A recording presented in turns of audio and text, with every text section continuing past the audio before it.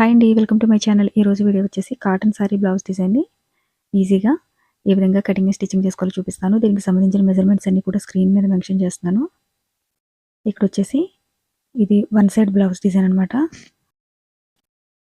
సింపుల్గా ఎవరైనా ఈజీగా స్టిచ్చింగ్ చేసుకోగలిగే బ్లౌజ్ డిజైను. దీనికి వన్ సైడ్ వచ్చేసి డిజైన్ వస్తుంది, ఇంకొక సైడ్ వచ్చేసి ప్లెయిన్గా ఉంటుంది. స్క్రీన్లో చూపించిన విధంగా క్యాన్వాస్ పేపర్ని ఇలా టూ సైడ్స్ కూడా మార్కింగ్ చేసేసుకుని ఇప్పుడు నెక్ డిజైన్ అయితే డ్రా చేసుకోవాల్సి ఉంటుంది. ఇలా నెక్ డిజైన్ డ్రా చేసిన తర్వాత చుట్టూ కూడా మనకి ఎక్స్ట్రాగా ఒక 1 ఇంచ్ వరకు క్యాన్వాస్ పేపర్ని మార్కింగ్ చేసుకోవాలన్నమాట.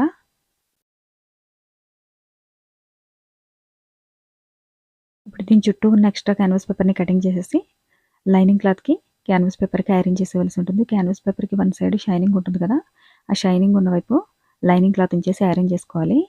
ఇలా ఐరన్ చేసేసుకున్న తర్వాత ఇక్కడ డిజైన్ కోసం అని చెప్పేసి 11 ఇంచెస్ లెంత్ 2.5 ఇంచ్ విడుతున్న క్యాన్వాస్ పేపర్ని, అలాగే 2.5 ఇంచు విడుతూ 2.5 ఇంచు లెంత్ ఉన్న క్యాన్వాస్ పేపర్ పీస్ని స్క్రీన్లో చూపించిన విధంగా ఇలా ఫోల్డింగ్ చేసేసి డిజైన్ అయితే డ్రా చేసుకుని కటింగ్ చేసి పెట్టుకున్న ఈ పీస్ ఏదైతే ఉందో దీన్ని పైవైపు ఒక 1/2 ఇంచు గ్యాప్ ఉంచేయాలి, అలాగే కింద వైపు ఒక 1/2 ఇంచు గ్యాప్ ఉంచేసి మిడిల్లో ఉన్న ఏరియాలో ఈ కట్ చేసి పెట్టుకున్న పీస్ ఏదైతే ఉందో దీన్ని స్క్రీన్లో చూపించిన విధంగా ఇలా డ్రా చేసుకోవాల్సి ఉంటుంది.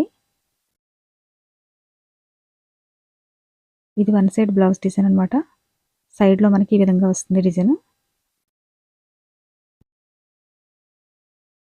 ఇలా కంప్లీట్గా డిజైన్ మార్కింగ్ చేసిన తర్వాత ఇక్కడ ఆల్రెడీ ఐరన్ చేసి పెట్టుకున్న నెక్ డిజైన్ని, లైనింగ్ క్లాత్ని నెక్ చుట్టూ కూడా కటింగ్ చేసుకుని స్క్రీన్లో చూపించిన విధంగా ఇలా ఫోల్డింగ్ చేసుకుని స్టిచ్చెస్ వేసేసుకోవాలి. ఇలా నెక్ చుట్టూ కూడా స్టిచ్చెస్ వేసేసిన తర్వాత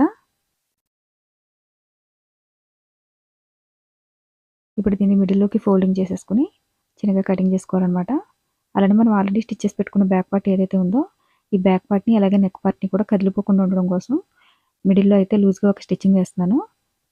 ఇప్పుడు నెక్ చుట్టూ కూడా నార్మల్ స్టిచ్చింగ్ వేసేసుకోవాల్సి ఉంటుంది. ఇలా నెక్ చుట్టూ స్టిచ్ చేసుకున్న తర్వాత నెక్ మిడిల్లో ఉన్న ఎక్స్ట్రా క్లాత్ ఏదైతే ఉందో దీన్ని కటింగ్ చేసేసుకోవాలి.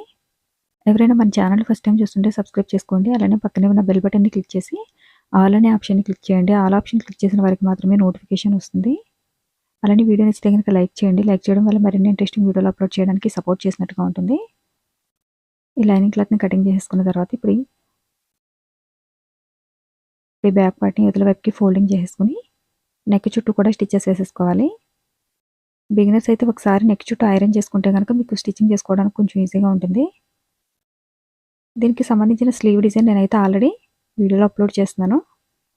లింక్ నేను డిస్క్రిప్షన్లో ఇవ్వడానికి ట్రై చేస్తాను. లేదంటే కనుక మీరు మన ఛానల్ ప్లేలిస్ట్లోకి వెళ్తే కనుక బ్లౌజ్ స్లీవ్ డిజైన్ అని చెప్పేసి ప్లేలిస్ట్ ఉంటుంది. ప్లేలిస్ట్లో చెక్ చేసుకుంటే మీకు క్లియర్గా కనిపిస్తుంది. ఇక్కడ నడుము దగ్గర టూ సైడ్స్ కూడా ఈక్వల్గా డాట్స్ అయితే వేసేస్తున్నాను. ఇలా డాట్స్ వేసేసుకున్న తర్వాత ఇప్పుడు మనం ఆల్రెడీ డ్రా చేసి పెట్టుకున్న డిజైన్ పీస్ ఏదైతే ఉందో ఈ క్యాన్వాస్ పేపర్ చుట్టూ కూడా లైనింగ్ క్లాత్ని స్టిచ్చింగ్ చేసేసుకుని ఇప్పుడు దీన్ని అయితే షోల్డర్ దగ్గర జరిగిపోకుండా ఉండడం కోసం అని చెప్పేసి ఫస్ట్ నేను ఇక్కడ మిడిల్లో లూజ్గా ఒక స్టిచ్చింగ్ వేసేస్తున్నాను. ఇలా స్టిచ్ చేసేసుకున్న తర్వాత మనం మార్కింగ్ చేసుకున్న డిజైన్ ఏదైతే ఉందో ఈ డిజైన్లో నార్మల్ స్టిచ్చింగ్ వేసుకోవాలి, లూజ్ స్టిచ్చింగ్ కాదు. నార్మల్ స్టిచ్చింగ్ అయితే టూ సైడ్స్ కూడా కలిసిపోకుండా జాగ్రత్తగా విడివిడిగా స్టిచ్చింగ్ చేసుకోవాలి. టూ సైడ్స్ కలిసిపోతే మనకి తర్వాత డిజైన్ రాదు. ఇలా టూ సైడ్స్ కూడా కలవకుండా జాగ్రత్తగా స్టిచ్ చేసుకోవాలి.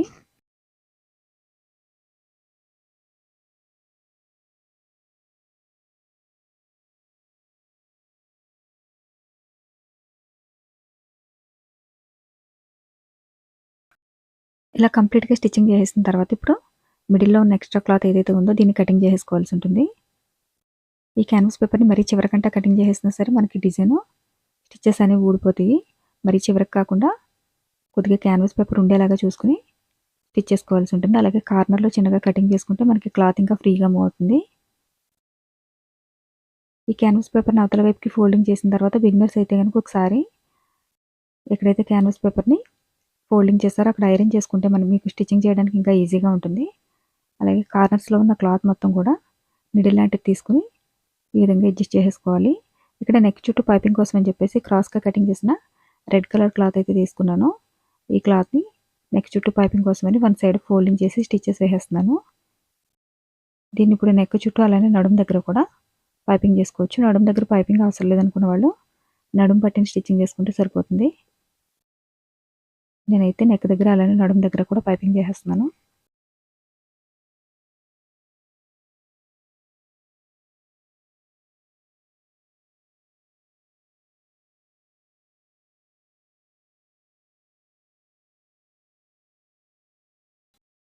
ఈ పైపింగ్ స్టిచ్చింగ్ చేసేటప్పుడు మనకి స్టిచెస్ అన్నీ కూడా ఈక్వల్గా వచ్చేలాగా చూసుకోవాలి.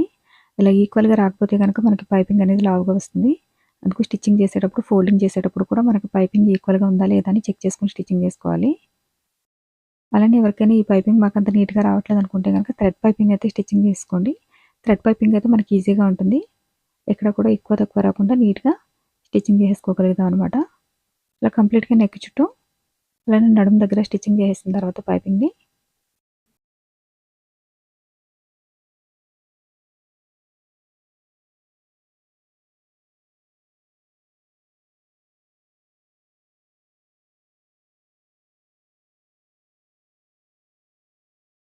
ఇలా పైపింగ్ కంప్లీట్ చేసేసిన తర్వాత డిజైన్ కోసం అని చెప్పేసి 2 ఇంచెస్ వెడల్పున్న క్లాత్ని తీసుకున్నాను. ఇక్కడ రెడ్ అలానే మెయిన్ ఫ్యాబ్రిక్ని కూడా 2 క్లాత్స్ని కలిపి స్క్రీన్లో చూపించిన విధంగా ఇలా స్టిచ్చింగ్ చేసుకోవాలి. మనకి స్టిచ్చింగ్ మిడిల్లో ఒక 1 ఇంచ్ అయితే గ్యాప్ ఉంచేసి స్టిచ్ చేసుకుంటే సరిపోతుంది. నేను అటు సైడ్ ఇటు సైడ్ కూడా హాఫ్ ఇంచ్ అయితే ఎక్స్ట్రాగా ఉంచేసాను స్టిచ్చెస్ కోసం. ఇప్పుడు ఈ ఎక్స్ట్రా ఉన్న క్లాత్ ఏదైతే ఉందో దీన్ని కటింగ్ చేసేసుకుని అవతల వైపుకి ఫోల్డింగ్ చేసుకోవాలి. ఇలా ఫోల్డింగ్ చేసినప్పుడు సగం రెడ్ కలర్ అలానే సగం హ్యాష్ కలర్ వచ్చేలాగా స్క్రీన్లో చూపించిన విధంగా ఇలా ఐరన్ చేసుకోవాలన్నమాట.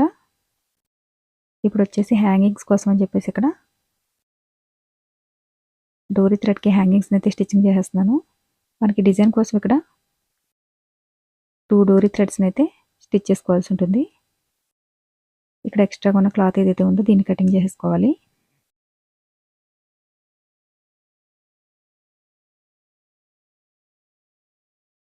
ఇప్పుడు దీన్ని స్క్రీన్లో చూపించిన విధంగా నిడిల్ తోటి ఫస్ట్ స్టిచ్చింగ్ చేసేసుకుని దీనిపైన బటన్ని స్టిచ్చింగ్ చేసుకోవాల్సి ఉంటుంది అనమాట.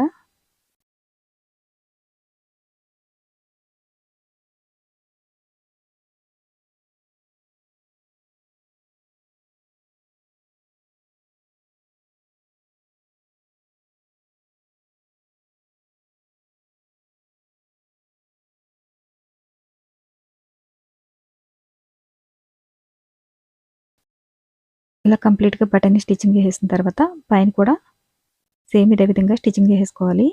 ఆల్రెడీ మనం ఐరన్ చేసి పెట్టుకున్న క్లాత్ ఏదైతే ఉందో దీన్ని చిన్న చిన్న ఫ్రిల్స్ లాగా స్టిచ్చింగ్ చేసుకోవాలి. ఇది ఐరన్ చేసేటప్పుడు మనకి 2 కలర్స్ కూడా ఈక్వల్గా కనిపించేలాగా ఐరన్ చేసుకోవాల్సి ఉంటుంది.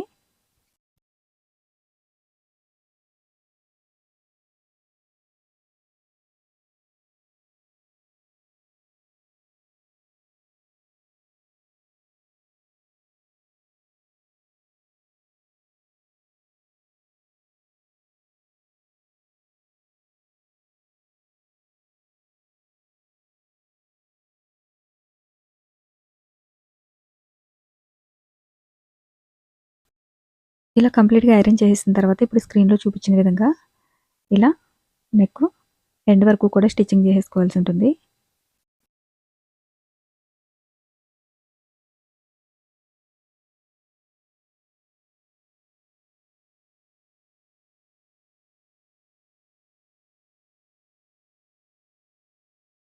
ఇలా స్టిచ్చింగ్ చేసేసాం కదా, ఇప్పుడు దీనికి నేనైతే బీడ్స్ని స్టిచ్చింగ్ చేస్తున్నాను. స్మాల్ సైజులో ఉన్న బీడ్స్ని తీసుకుని స్టిచ్చింగ్ చేస్తున్నాను. మీరు కావాలనుకుంటే ఇంకా కొంచెం పెద్ద సైజులో ఉన్న బీడ్స్ని స్టిచ్చింగ్ చేసుకున్నా సరే సరిపోతుంది. ఇలా నెక్ చుట్టూ కూడా క్లాత్ని స్క్రీన్లో చూపించిన విధంగా ఫోల్డింగ్ చేసేసుకుని స్టిచెస్ వేసేసుకోవాలన్నమాట.